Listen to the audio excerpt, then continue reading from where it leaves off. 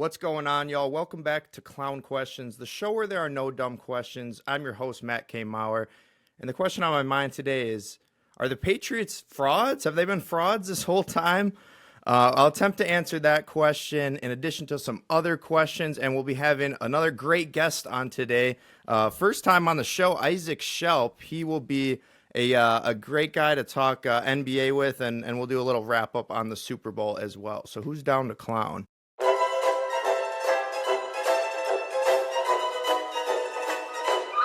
That's a clown question, bro.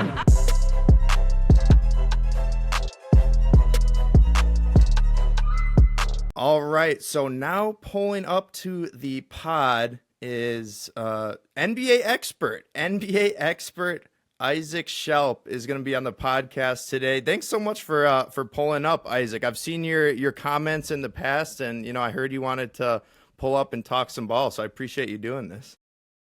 Yeah, I mean, it's great to be here. I love ball. I mean, the NBA is definitely my thing. I'm not really a college ball guy, but I'm tapped in for sure. Hell yeah. Yeah, well, we're not I didn't have any like March Madness stuff on here, but maybe we talk a little bit of draft and some of these teams. We'll try to figure out maybe who's tanking here. But I do want to talk a lot of NBA, but real quick, I wanted to talk about the Super Bowl. The Seahawks dominate the Patriots in the Super Bowl rematch here. Kenneth Walker wins Super Bowl MVP. Sam Darnold exercises his demons, one of the coolest comeback stories of all time. But forget about the Seahawks for a second. I wanted to ask you about the Patriots, because other than their defense, they were not very impressive during their playoff run where, it ended up with them, getting their ass kicked in this Super Bowl. So do you think the Patriots were frauds this whole time, Isaac? You know what? I might catch some flack for this, but I think the Patriots are good. Okay. I'm not a Patriots fan, but through this season, despite their schedule kind of being like spotty and seen as easier, like an easier route, it's good ball, They're not a great team, but they competed, and it's not their fault that they had an easy schedule and went against injured teams, but injuries and ease of schedule they just got the benefit of that. Is really what I'll say. No, that's fair. You play who you play, and they did play well until until that final game. But yeah, I don't know. I don't have a ton on the Super Bowl. One of them I kind of want to relate to the NBA in a certain way, but I don't want to get political here. But what did you think about the halftime show? I thought it was good. I thought it was good.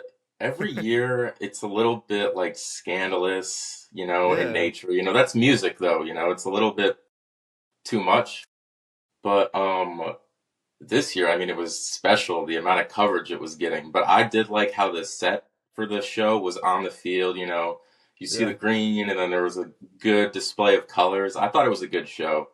But it's always, the halftime show is just so quick. There's really not much you can say about it. Yeah, no. For real. Yeah, no, I can't say I knew a ton of the music, but the overall performance I was very entertained by.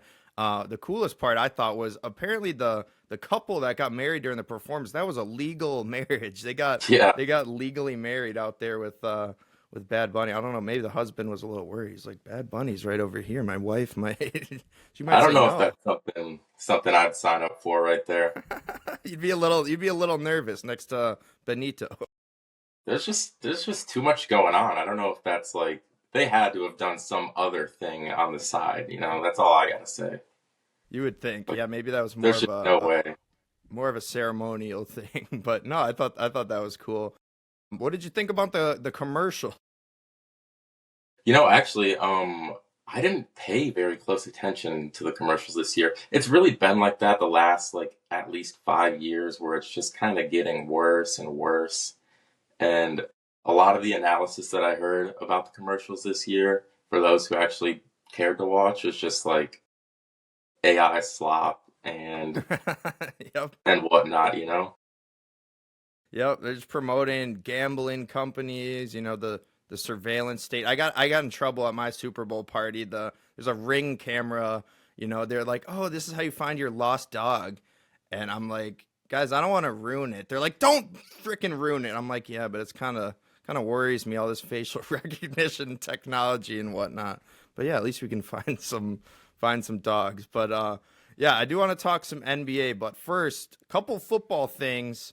I was hoping we could relate to the NBA a little bit. Would you like to do a new segment presented by no one? Oh, of course, of course.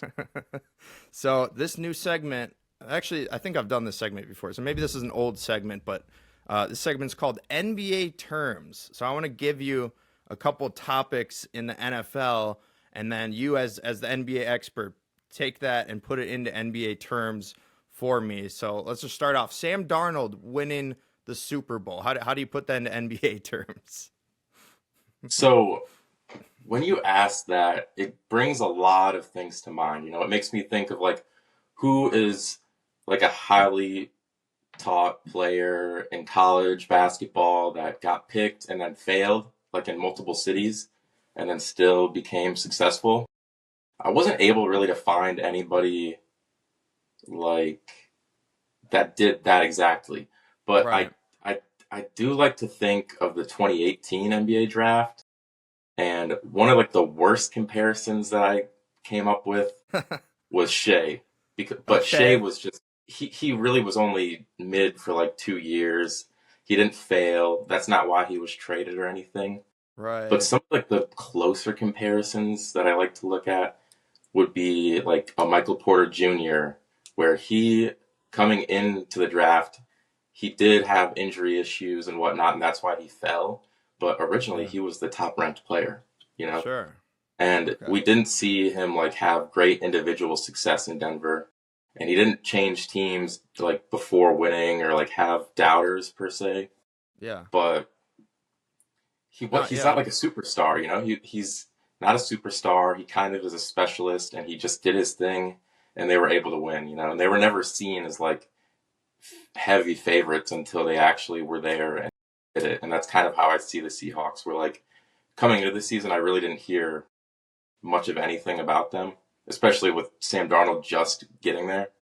Yeah. But MPJ is probably my favorite pick.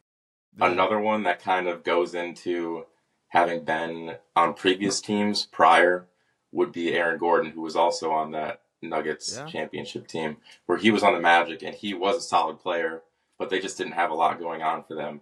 And then Aaron Gordon is in Denver, and Yeah. he's a starter, like specialist, maybe a little bit of everything, but he's not a superstar. And then he finally wins a championship, and that's just a close. Those are the best two I came up with, and they were drafted the same year Yeah, no, as those Darnold. are yeah, no, I think those are good comps. I don't hate the Shea comparison either because yeah, he got traded from the Clippers. It was almost like not an afterthought, but he wasn't the biggest name in the Paul Right, George trade. right. Darnold doesn't go on to win MVP, but yeah, they both go on to win championships, being Yeah, it's kind of like cornerstones of the the Shea's emergence, like in OKC, just suddenly happened. It wasn't yeah. like part of the plan or anything. Yeah, I don't know. I don't know if anyone. I mean, they would look like a genius if they do that. But who was after that Paul George was trade? Was anybody saying Shea's going to be an MVP in this league? He's going to become the most dominant team. But yeah, no, I like those comparisons. All right, I got a couple more things for you to put into NBA terms for me. Bill Belichick not getting into the Hall of Fame on the first ballot. They left him out this year. Yeah, this one, it's like a. I don't even want to get into cancel culture. We're getting I'm political not. again. Yeah, I'm not gonna run around like that because I'm not even big either way with that. But it's just like kind of the result of the past like 2 or so years where like his name has just been tarnished when this is his own fault, but it's been tarnished where it's like ruining his credibility, even though he has the highest credibility in terms of football. But the comparisons for like NBA, nobody has like damaged their name as much as Bill, I would say, that I can think of that had that level of success. Right. But that's like if Popovich or like Phil Jackson, if they aren't first ballot or like if they don't even get a look, it's Yeah. just kind of ridiculous. Like these are some of the most winning coaches of all time. Yeah. Another one that comes to mind, I don't know um, if George Karl ever won a championship, but I feel like that is one where like he kind of just runs his mouth, and that's where his like credibility has kind of Yeah. gone down over the years because he's still online, like just saying stuff like about Melo and whatnot. But yeah, Oh that's like yeah. the best I can come up with for that. It's just ridiculous that Belichick doesn't get that nod right away. No, yeah, it's just the greatest coaches of all time. Like, how did they? Yeah, how did they not get him right away? I mean, that's it's yeah, it's tough to compare because you don't have really a cheating scandal with a Popovich or a Jackson. So Right. that's obviously their justification for leaving Bill out. But yeah, two more NBA terms here for you. Put Fernando Mendoza potentially getting drafted number one overall to the Raiders in NBA terms for me. Well, this one for me, I haven't been a college football fan since Jonathan Taylor was playing pretty much. From what I've heard, Mendoza is the obvious pick at one. The Raiders, they need a quarterback, and it makes me think of Zion Williamson being picked to the Pelicans. Zion No. was the obvious number one pick. You know, he had great teammates. There was good competition, and whatnot. He Zion did not have weapons onto his team that he was coming into like Mendoza does have, but the Pelicans had just traded away Julius Randle and Anthony Davis. So he's kind of you have to get that centerpiece, and he's not going into a great situation. At least Right. Mendoza does have weapons. I'm not sure if they really have like the infrastructure to be successful, but there are weapons. It's pretty obvious, with Bowers and with Yeah. Genti. Yeah. And Crosby, yeah, but that no, that's a great comparison because But yeah, he Crosby's supposedly leaving. maybe doesn't have the O line or yeah, and they're even talking about trading Crosby. But no, that's another great comparison, I think. And then last one for you, you already kind of alluded to. You think I might be going a little too far with the word fraud, but the 2025 New England Patriots, put them into NBA terms. This one, I just feel like I can't think far enough back to give like a great answer. I'm gonna go with some recency bias, and I'm just gonna say the Pacers. The Yeah. Pacers, they benefited from injuries, and it allowed them to get to the finals. And it was just a young team that a lot of people felt didn't belong there. Yeah. They did have a great run. It was impressive. You know, at least they like got a lot of credit for that, Yeah. while the Patriots kind of just got dumped on consistently, like by all Right. the viewers. Like maybe a better comparison would be like the Heat when the Heat made it to the finals, or like just some of those years where like they would knock the Yeah, the Bucks Jimmy out first Butler round. heat, right. Right, the Jimmy Butler Heat where like they would go against an injured Bucks team right away every year. And yeah, Jimmy plays great in the playoffs, but that's the best I probably could come up with. No, no, those are good comparisons. Yeah, I think it was almost similar to the Indiana Pacers, but it wasn't viewed as much as kind of a Cinderella run because it's the Yeah, Patriots. Everyone hates them. right. The Pacers aren't necessarily a dominant franchise all time, so there's not that same level of hatred for them. But yeah, no, that was great. That was a great segment putting all that into NBA terms. Well, let's get to the actual NBA. Enough on the NFL. Starting off with the Bucks. You are a Bucks fan, right? I am. What can I say? I have to be a Bucks fan, but it is a tough lifestyle. I do love poverty hoops. I love being bad, and I love thinking about free agency and the draft, and like seeing young players like blossom. But like I almost like that better than being in the playoffs and being disappointed every year. But I am a Bucks fan. It is what it is, and we'll have to see where it goes. But I am. Yeah, I was gonna say you hesitated a little bit there. You're like, I am. Well, I enjoy other teams. Yeah, Usually they're not good teams that I enjoy. Like I do watch bad teams on purpose because it's just like it gets it gets the brain working a little bit. It lets you see like what potentially could happen, or like where could they be in 3 to 5 years, and that's a lot. That's where I get a lot of enjoyment in basketball. That's interesting. I've never even heard the term poverty hoops, but you're over here big fan of it. Oh, I love it. You'll watch any team in the NBA. Yes, You're out here absolutely. you're out here I'd rather watching. watch poverty tanking than the Thunder, honestly. You'd rather watch the Sacramento Kings than the Oklahoma City Thunder? Are you crazy? Okay, the Kings are an afterthought, actually. They're not even trying to do anything, so they're not worth watching. They're not even poverty. They're just They're just like mid they're just poverty. mid low.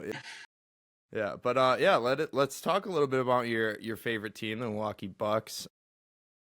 How, and I'll put $1 in my F-bomb jar for this, but how fucking hype are you for Cam Thomas to Milwaukee? Last night he lit it up in only his second game for the Bucks. He hit a disgusting dagger shot. Dirty. Felt like a 30-foot three he took to kind of ice the game there, and he had 34 points off the bench. I mean, how excited are you for this acquisition for the Bucks? They just picked him up out of free agency when the Nets cut him. Well, it's refreshing to like get a player and not be sending out a ridiculous amount of assets, you know? There's no risk here. He's looked great already and we know what he's capable of. But I do have concerns, you know, like I do wonder what is the lineup going to look like, you know? We have Giannis, of course. We don't have a wing that we can like rely on to do anything. Yeah. We have two young guards that do a little bit of everything, and I love Kevin Porter Jr. and Ryan Rollins. But once you put Cam Thomas into that, how does it play out, you know? He's just like inconsistent. You don't know exactly what you're going to get, and then it might cause us to like just have a weird chemistry going on. There's only one ball, right? Right, there is. But I do appreciate that we can start him. You know, he is a volume scorer, and it will allow us to like bring Rollins off of the bench and where they can like skew and scatter minutes and he can go against the second unit and probably dominate. But we'll just see if we are able to offer Cam Thomas like a cheap deal and he'll stay like for several years and we might be able to build something from nothing pretty much. Yeah, did you see Giannis's and maybe Thanasis's reactions a lot last night? They were going crazy for obviously every Cam Thomas shot and Ousmane Dieng, who I had not heard of prior to the trade deadline. He was also hooping. What, he hit 6 threes for the Bucks, you know? I think he had 5. Yeah, he looked great. I mean, he looks confident. His shot is smooth. I am familiar with him only a little bit from like scouting previous drafts. And I was thinking like, man, like I was watching him play in Australia 2 years ago. And then I was like, wait, that was 3 or 4 years ago. He's been just rotting on this bench in Oklahoma City for so long. You know, but he's getting reps in practice, you know, he's seeing what a championship team looks like. And he was one of those prospects where it's like, you can see where his on-ball and off-ball defense can be valuable, but he also is a shooter and he's athletic. He really does it all. And so he really did have a lot of attention coming into the draft that year. Yeah. It's just kind of like, where is his ceiling? Mm-hmm. No, fair enough. Yeah, I think but yeah, so far evidently two pretty good pickups for Milwaukee. I thought you guys were maybe going to go out and get Jeremy Sochan when the Spurs cut him, but I guess he's going to the New York Knicks, I guess. But one more thing on the Bucks, and then I want to talk a little trade deadline. Anything to take from Giannis being involved in Kelce? I've been seeing rumors, you know, maybe he bet on Kelce that he was staying in Milwaukee. You know, is there a conflict of interest with Giannis getting involved with this? What's it, a prediction market, I guess? It's suspicious. I mean, I feel like there's a thin line between bag chasing and just flat out greed. And I don't know. I do not know where he's at. And it honestly, it's just odd. Like him kind of having a few of his investments coming out in the last month, like being publicized, and they're kind of like raising questions. And it's like, Right. what is going on with this guy? And I've always like honestly had my doubts about Giannis as a leader because I mean, yes, he's emotional, but is he like cerebral and is he calculated in a lot of the things he does? No, not really. And I just wonder like what his mentality is right now when he's like there's all these rumors going on and then he starts doing these deals. Like what is he focused on? It's just odd to me. Yeah, definitely a weird year for the Milwaukee Bucks here. I'm really hoping you guys at least get to the. I mean, you guys probably would not want to play in the play-in, but that might be kind of the only option here. That would be cinema, seeing Giannis and kind of the new team. So hopefully he comes back and plays a little bit here. Were you glad as a Bucks fan you guys hung on to him, or are you one of the Bucks fans? You're like, we should have traded him, got 5 first rounders. Well, when their deadline came around and I'm sitting there and it's like 48 hours until it's over, and I would go back and forth between like being like, just get it over with, get rid of them. We're definitely not winning. Like if we get to the playoffs somehow, we're probably getting damn near swept. So just start the rebuild. The longer you delay the rebuild, the worse it's just gonna be. Yeah. But They're I speed did run have a rebuild here with Cam Thomas and Ousmane Dieng, right? yeah, right, right. But man, I still would just get like scared, even feeling like I want the rebuild, I would just kind of feel a little bit of fear, like uncertainty. Anytime my phone would buzz, I'd be like, it's gonna happen. Or I was like, I would be away from my phone and I'd be like, it probably just happened and I'm just worried. It's just, it's a lot to think about. Yeah, for sure, for sure. Well, let's speaking of the deadline, let's talk a little bit about the deadline. What was your favorite trade from the deadline? My favorite one has to be Jaren Jackson Jr. going to the Jazz. Yeah. It has to be. I mean, they obviously you could argue that they overpaid. 3 first round picks is not cheap. Mm-hmm. But the Jazz have had my attention this year. You know, they aren't poverty hoops really, but it's still they're not a for sure thing. Keontae George is one of my favorite guards. He's just amazing. He does it all really. I mean, he's not great on defense, but he can shoot. He can get to the hole, gets to the line. He's a great passer. He's kind of like that Harden build. That's what he Sure. looked like a lot. In college, that's kind of what I saw him being. Is just like a 3-level scorer that can pass as well. Man, like having him and he's like blossoming. I think he should be an all-star this year. We'll Mm-hmm. see if somebody else sits out and maybe he'll get his name in there. But putting like 3 7-footers next to him is crazy.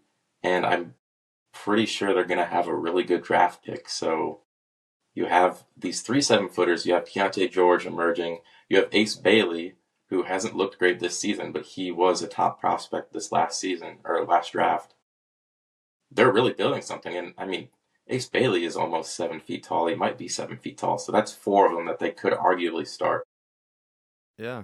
No, I totally understand that. I was gonna save this question for later, but while we're talking about the Jazz, I might as well ask you this right now.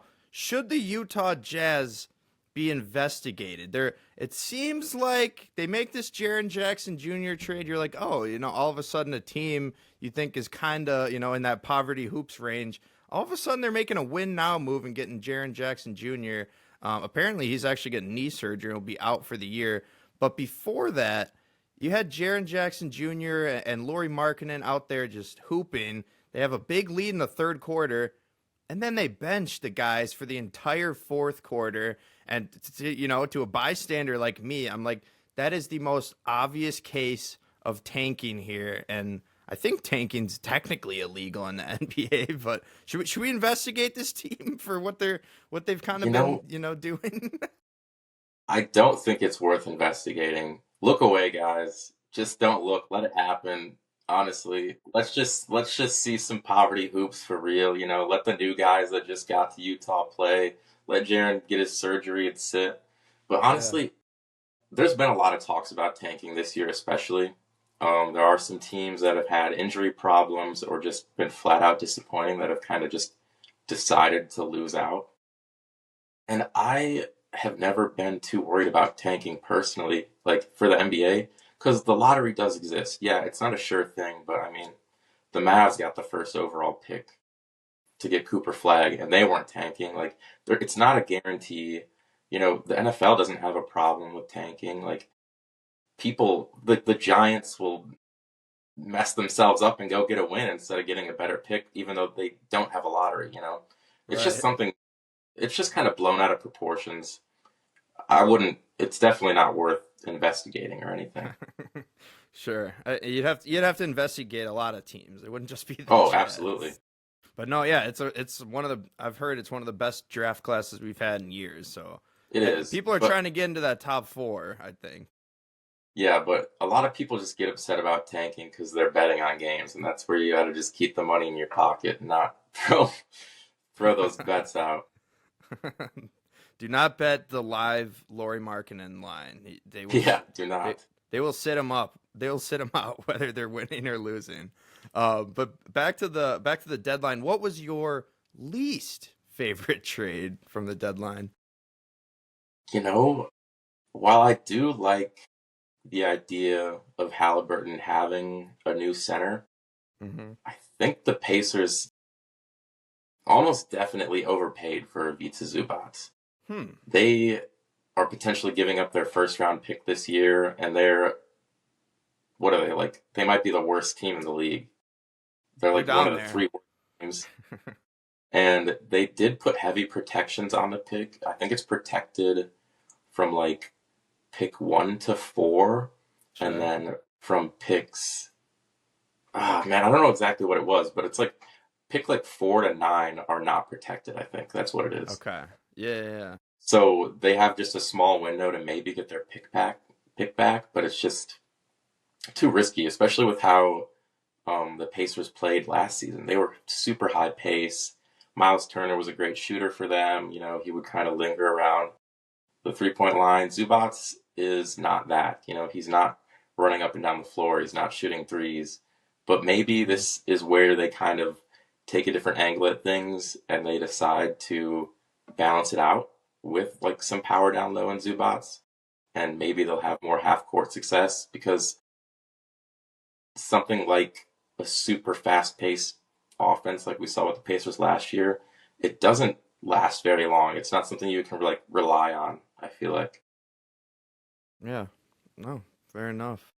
Fair enough. Yeah, it'll be it. You don't want to end up in that lottery and just end up with pick five. I feel like that's the Wizards every year. They're like, please Right. top three pick, and they're like, sorry, it's not guaranteed. You're at pick six. You're like, come But yeah, on, that's what are gotta we be tanking for? that's like definitely up there in my least favorites Yeah. because the way I was looking at them prior to that trade is you might go out there and you might draft Darren Peterson, and then you have your number one guard is Halliburton. He's a great facilitator.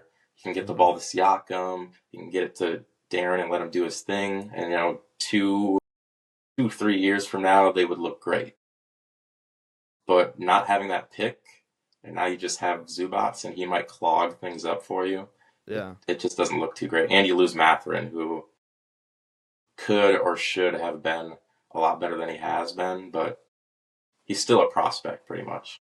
Yeah, no, I love Benedict. I became a Benedict Mathurin fan when I saw like it seemed like he was one of the few Pacers still trying. They're like, maybe we can do it one more time in that game seven against OKC. You think, random aside, you think Pacers win that if Halliburton doesn't tear his Achilles, right? I just don't care. I don't want to see either of those teams. I just don't. I don't care for it. It's just it's below me at this point. Let's just get on to the draft, you know. That's what I was thinking. Like we just don't want to see this. The Pacers shouldn't be here. You know, the Thunder are cringe. Let's just end The Thunder are cringe. I it. love it. I love it. Well, we'll talk about the Thunder in a little bit, but a story that's kind of flown under the radar because this happened months ago, but no one's really been talking about it. Kawhi Leonard. Kawhi Leonard gets allegedly paid $28 million for a no-show job. Kind of seems like maybe the owner Steve Ballmer is trying to, save some cap room, give him some money off the books. But yeah, do you think Kawhi Leonard, because of this whole situation, will eventually get suspended? It's possible. And when Pablo Vittori, when he like released that story, I commented, I was like, leave this alone. Leave the NBA alone. Leave the NBA alone. Let whatever happen. You know, this is a victimless this is a victimless event, okay? What about the Kawhi deserves trees? What about the trees? no trees were harmed because the trees didn't exist in the first place, all right? This Kawhi deserves the bag, you know. And what difference does it make if Kawhi actually did in person go, plant those trees? Yes, you can argue, obviously, it messes up the finances of the entire league and like the integrity. Yeah. But that's something we can address in the future. We can stop it from happening in the future. It doesn't really matter if Kawhi does get suspended because, well, what's that going to do? It's going to give the Thunder a better pick Yeah. because the Clippers won't win again. The Thunder are going to have another great pick. So Oklahoma City probably snitched. They probably, made an anonymous phone call, and they're probably leading an investigation so that they do get a better pick. I wouldn't be surprised. Yeah. Well, speaking of investigations, this one was, I guess, already been investigated. Paul George, I think was at 25 games. He got suspended for taking some sort of drug. Was Paul George taking PEDs? Paul George was reportedly taking ketamine. What? Yes, that's what I read. Wow. Don't I don't recall if this was a reliably sourced thing. The first time I saw it, I was like, "Oh, that's definitely not the case." I am not familiar at all with ketamine, but I did read afterwards that it is like used as treatment for PTSD. Sure. So I don't think this is something that should be like that we should worry about, you know. I'm more worried for Paul George that he's Yeah. using like he's self-medicating, of course, and that's Hmm. something that the league should kind of be cautious about, and that's a good reason to give somebody a slap on the wrist. Yeah. But it's not something that like gave him a physical advantage, you know. He was in a Yeah. bad place for whatever reason, and he seems better now. But I think I'm maybe not I'm not it's really I'm not familiar with ketamine or the laws around it, but I think it is it's what it is. I don't know too. I've never been in a K hole myself, but I think it's illegal, or it might be you might be able to be prescribed it in certain instances. Yeah, I believe that's the case. I'm not too familiar, but yeah, maybe that's what the Philly fans do to a guy. I mean, George had maybe let's face it, maybe one of his worst seasons of his career, and those Philly fans are ruthless. Maybe they were just kind of taking a toll on him. So yeah, And it hopefully. could have, it could have been an accident. They do have some open air drug markets there in Philadelphia. Maybe PG-13 was just on a stroll one day and stepped on something, and who knows? Maybe that's what we're looking at right now. I love this. You love the NBA so much that no matter what it is, you're like, we don't need to talk about this. Yeah, it doesn't, Let's just play ball. right, exactly. Just check ball and let's see what happens. And I don't care what happens. We're looking at the future is really what I always like to do. Ball up top. Ball Just up ball top. theory. We just like to theorize about what's going to happen next. Right. Well, speaking of some more ball theories, some more drama. Any idea on what happened with Chris Paul and the Los Angeles Clippers? Yeah, there hasn't been a lot of like coverage on the specifics. It seems like he is just a prick in general. And that's kind of the impression that I've gotten over the years is that like he is a bit of a whiny prick and he does always think he's right, but at the end of the day, Tyronn Lue does have a championship and CP3 does not. Who knows if CP3 could coach a team to win a single playoff series? We don't know that. We really don't. We don't know that. But I mean, it just seems like they had opposing ideas or views, Yeah. and CP3 probably was not quiet about it, and it just was more problematic than beneficial for the team. Yeah. No, totally understood. Chris Paul as a coach, that would be entertaining. I think I would love seeing him Yeah. get into it with the refs every night. Um, but okay, last thing on drama, and then I'll get into some more serious stuff. We'll talk about, maybe give me your NBA Finals pick. But the Spurs and the Thunder have kind of had this year. It's kind of been an emerging rivalry because of how well the Spurs have performed against the Thunder. Obviously, Spurs are one of the top teams in the league right now. But there's kind of an underlying, interesting little storyline. Victor Wembanyama, I think he made the comment one time about ethical basketball, and it's like whether you think that was a shot at the Thunder or not, it felt like a shot. It sounded like a shot, and there's been sort of a beef. It seems that Wemby does not really like Chet Holmgren. In fact, it seems like he hates him. Do you know why Wemby hates Chet so much? I think it might be that Wemby is more of an esteemed gentleman as opposed to Chet's wigger style.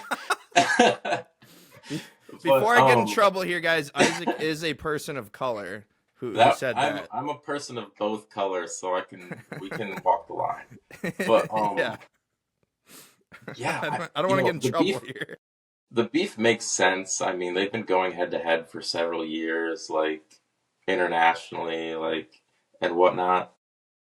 And they're very similar players. Maybe there is a little bit of a intimidation factor for Chet where he kind of is like not living up to what Wemby is. Yeah. But Wemby, I can understand him being irritated by like Chet just being a pest. Like Chet is just kind of a pesty person, I feel like. Yeah, it just maybe he's doing too much of the. It's like almost like a performative nonchalance from I think Chet they're there. both, yeah. I was thinking that. I didn't say it. They are both pretty performative in my opinion. They are low Wemby key. too.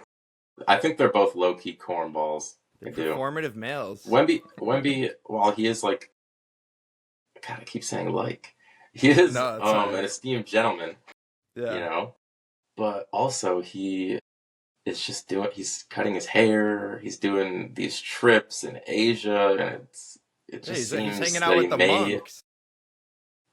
right, which is interesting, of course, But he went there to but get enlightened.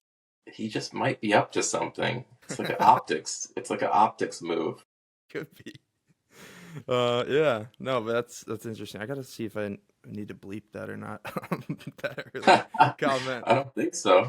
I think I'm good. But so yeah, the Spurs and Thunder, like I talked about, they've had it's a new rivalry. At least it feels like it. And the Thunder are currently what 1-4 against the Spurs this year. So are the Spurs the Thunder stoppers? Because for me and the casual NBA fan, it kind of feels like it's a foregone conclusion that OKC is going back to back. They're getting another title here.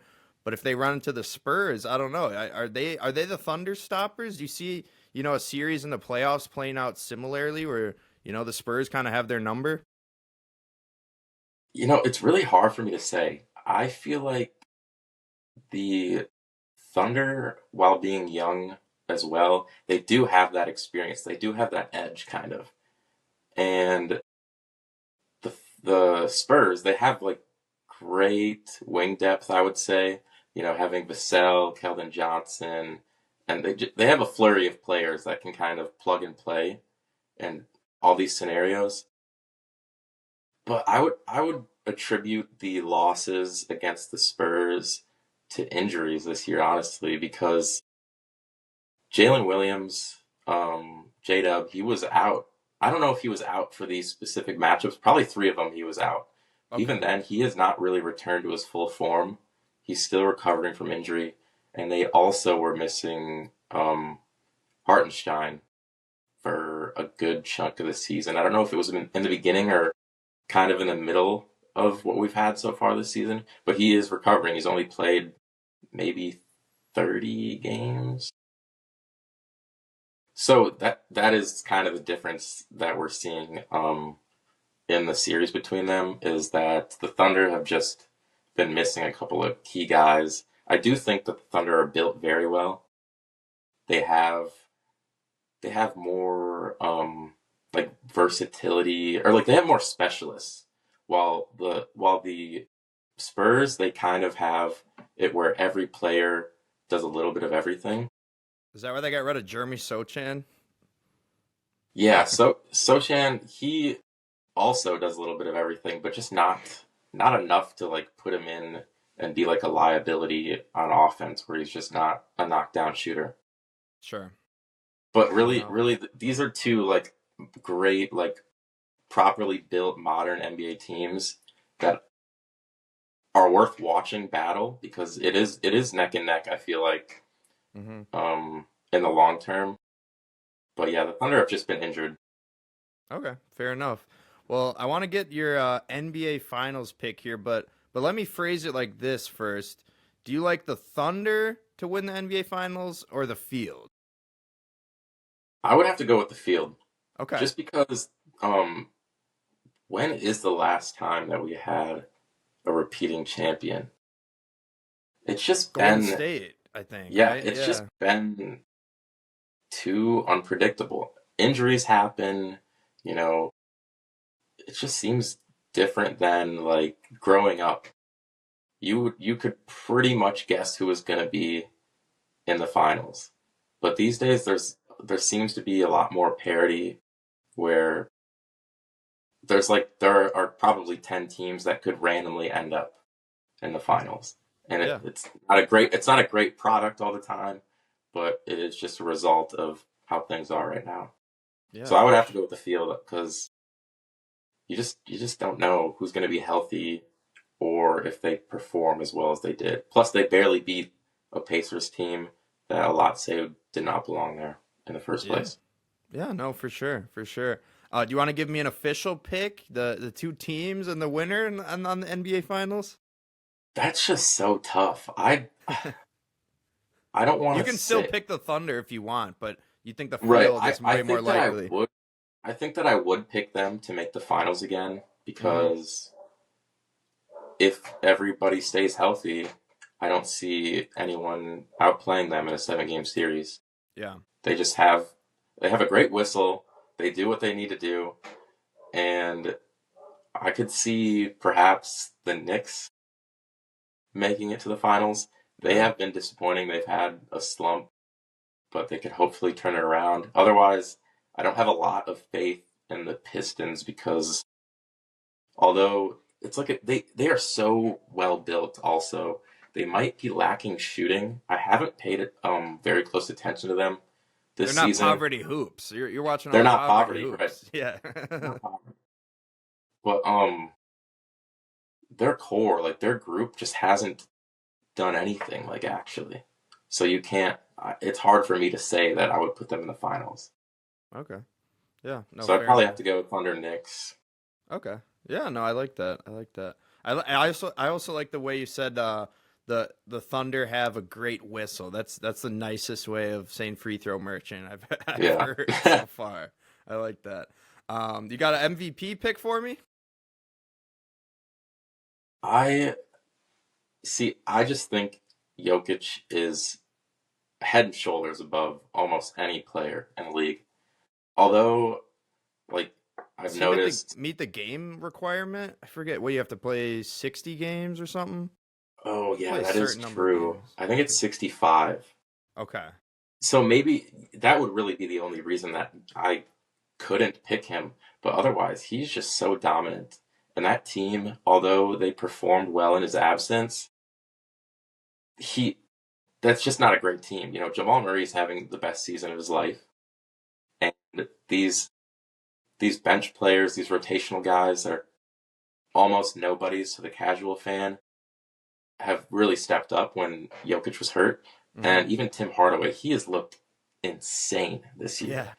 I I I would say I don't know his stats like through his career, but it just when I've seen him play this season, he just looks insane.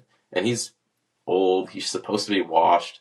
Yeah. I'm just happy for him and I'm excited to see where the Nuggets end up if they do, have what it takes. Cam Johnson would really have to step up for them to make the finals or make a push. But Jokic is he's probably my pick for MVP any year that Giannis is not like in the conversation. Yeah, I like it. I like it. I want to talk briefly about my own team, the Los Angeles Lakers. You said you have to be a Bucks fan. Well, you don't. You can root. You can pick a different team. You can root for LeBron like No, me. Is no, this LeBron's last ride? Do you think? Do you think he hangs it up after this year and retires? I don't think it is. I think it would be kind of an embarrassing way to go out. Just, I just feel like his energy, I mean, the last several years, in my opinion, his effort is just lacking. Yeah. To me, he's somebody that, yes, I understand he is so old, but when you look at the opposition and you're like, you're thinking, who over there is going to stop me from getting to the basket right now? I almost never see somebody that should be stopping LeBron, but it seems like he just is not focused. He kind of just looks around. But Right. I do think he has at least another year in him. He has to go back to Cleveland. I think that is exactly what will happen. Next year, maybe we'll see like Jarrett Allen get traded. But yeah, LeBron's got to go to Cleveland. He has to. I would love to see that. And if LeBron went to Cleveland, I would also go to Cleveland. You were saying I shouldn't do that. You can't do Um, that. You can't I, do any of that. I need your advice here. Do you have any recommendations? I'm a LeBron fan. What should I do after LeBron retires? I'll be a free agent. How do I find a team then? I don't know what to do. How do you find a team? You have to watch the NBA draft lottery, okay? And that's how Okay. you choose a team, okay? Whoever, you have to pick some garbage, okay? And you have to wear it on your sleeve and be proud. You have to Ooh. go through So the I have to. struggle so that you can I need celebrate to the go watch highs. Poverty Hoops for a couple You need years. poverty hoops. It's rewarding, you know? You don't want these fake highs. You don't want this slop. You know, Yeah. you have to, it has to be earned. Yeah. This Lakers slop. No, you're But right. if we, it's kind of circling back to all like the tanking accusations and everything, I did hear somebody um make a good recommendation doing the lottery during the All-Star break. Ooh, Yeah, what do you think of that? that's interesting. Yeah, I guess. But then aren't you just gonna see teams start tanking out of the gate? But yeah, I don't know. But it's gonna, the thing is, somebody's gonna tank at some point. Tanking at the beginning of the season is a huge risk, you know? You don't Yeah. even get to see what you have. You don't know what you need. If you start tanking right away, and you have a very small chance to climb back up if you see that opportunity, you know, after the All-Star break. I just feel like doing something similar to that, you know, somewhere in the middle, All-Star break would be good. You know, it's something to watch, something to talk about after the deadline, and it does stop teams from doing the end of the season tanking. That is so like exhausting to watch. Yeah. Yeah, I don't know. That's an interesting thought though. I'd have to think about that. I don't know what I think about that. But yeah, last thing on the NBA before I talk about the All-Star weekend, which is whatever you think of that. But why are Celtics fans delusional enough to think Jason Tatum could return? He tore his Achilles less than a year ago. I've had Celtics fans in my ear like he might. They just traded for Vucevic. They traded a guard away. You know what that means? Tatum might be ready. He was in 5-on-5. They're delusional, right? They probably are. It is something to monitor with him being allegedly practicing. I mean, I don't think he was doing anything active really. Probably just shooting a Yeah. couple of jumpers with some people on the floor. Hmm. But if he did come back, it would be interesting. It would shake everything up. It's not worth it Yeah. though, in my opinion. If he gets hurt again, you just threw away another season, and you don't even have great odds to win. Yeah. No, and I mean they've been playing well enough where I think we could both see him probably making it, without Tatum. Jalen Brown's been playing so well that, in the East, I think they could probably get it done. They could probably get back there, It is even without possible, and Tatum. I even saw like conversations about trading Jason Tatum while he's injured at the deadline. There were people saying that he should be traded, and That's crazy. it is a little bit crazy, but it makes you think. What would they look like if they did that? You could get Giannis. They could have Yeah, gotten Giannis, and it's the definitely. Celtics. They've had countless like stars. They've had countless legends. Tatum does not really scratch the surface for them in terms of like stars, even though he did get a ring and he's been there for almost 10 years. But man, you got to think about it. They should have thought about it. I'm sure they. I just feel like Tatum is going to be forgotten about, down the road when it's all said and done in terms of Celtics. So moving him and when you have a window like this could have been a good option. But Giannis is hurt too, so that example might not be the best, but it's No, a good talking. yeah, no, but I'm sure. Yeah, Brad Stevens is a good GM. I'm sure he thought about it. I'm sure he thought long and hard about it. But yeah. Last thing before I let you go, I want to talk a little bit about the All Star game. Giannis is going to be coaching the celebrity game. Doc Rivers announced that Shams was placed on the trading block in terms of the celebrity game. Do you think Shams is going to get traded here? I think that Shams should just leave. I think somebody should get this guy out of here, not only because of the drama that he stirs up, but he is just entirely unreliable. He's very unserious to me. You know, having Woj, having Woj for so long, the way he worked was perfect. He gives you Yeah, information. He doesn't speculate too much. He's not just trying to get airtime. To me, what it seems like for Shams is he either already has these television like obligations, or he's deciding like I'm gonna show my face a bunch so that I can stop doing this job and have my own show or XYZ, do something else for money. He's chasing a bag, I feel like, and it's irritating. yeah, no, I mean he's getting paid a ton as the senior NBA guy, but he's working nonstop and constantly thinking of new Giannis rumors to cook Right. up. Working nonstop to say the same thing over and over again. Nothing Someone's material. gotta, yeah, we gotta check the stats. Someone's gotta put together stats on like what Sham's shooting percentage was on Giannis rumors because he probably went 0 for 30. Yeah. It does not look good for him. He's lost the crowd, really. Nobody ever doubted Woj. Yeah, Shams, like, Woj was a machine. He would just give you what you wanted. He wasn't some slop merchant yeah, like yeah. Shams, where It he's would just just be saying like talking points damn near. Yeah, no, it would just be Woj bomb and the world would stand still and NBA Right. Twitter goes crazy over one Woj tweet. It's not no rumors from Woj. No clickbait. No clickbait. Who do you think's gonna win the dunk contest? God, who's even in it? It's It, a great it's a great I, question. I only know one guy who's in it, and he's on my team, Jackson Hayes.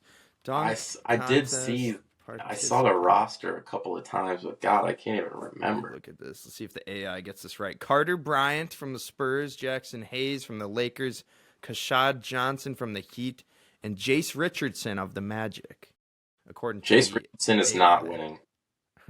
Okay, so we're down to three: Carter Bryant, Jackson Hayes, and Kashad Johnson. They didn't have Um, McClung in it this year.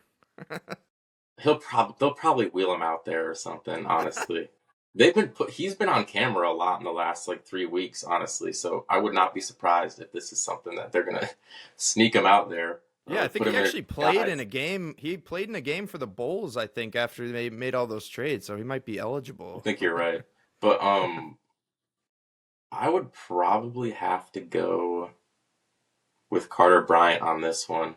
Okay. Yeah, Yeah. he's got the bounce, he's got the length. He's a young dude, he's just a little bit more stiff, I would say, than Okay. Brian is. Kashad is a far worse player than, well, that I don't know actually. They're not very good. None of them are really good. Kashad is a power guy who also has like very similar length and athleticism. I'm not sure that he will have the flair, and it doesn't help that probably 98%, 99% of NBA fans don't know who he is, and that does not help his case. Yeah, not a But lot of big names in the dunk contest. no, yeah, I have to go Maybe. Carter Bryant on this one. Okay. All right. We'll have to see. Yeah, I'm not too familiar with any of their games, honestly, but I'll be rooting for my guy Jackson Eastbays from the Lakers there. Last thing on All-Star Weekend, do you like the tournament format? I believe they changed it up a little bit. I don't think there's a G League team this year, but I think there's two Team USAs and one Team World, and they're doing a round robin tournament. What do you like that format? I kind of wish they would just play one game. Yeah, it really should just be one game. I did like when they had put G League players in because I Yeah. love poverty hoops. We gotta see what's happening here. Yeah. Um, but yeah, they're just doing too much. All you have to do is brand it correctly. You don't need to do all these gimmicks. If you just brand the game in the right way, it should be perfect. The effort is problematic, but it isn't necessarily, in my opinion, the reason that people don't watch. The jerseys every year, mid, it's some mid generic thing. They Yeah. just need to like do retro jerseys or something, They retro need to go core. back to, didn't one year they did one team wears their home whites and then the other Right. team would wear whatever that was so cool. I Yeah, think that's exactly it's like Kobe yeah, Bryant that's exactly year. what I'm thinking. It's like something like that, but even putting them in their retro home away jerseys would just be it's just something to look at, you know? We don't need some highly competitive game, really. I feel like that's something people just say. It's all just a show.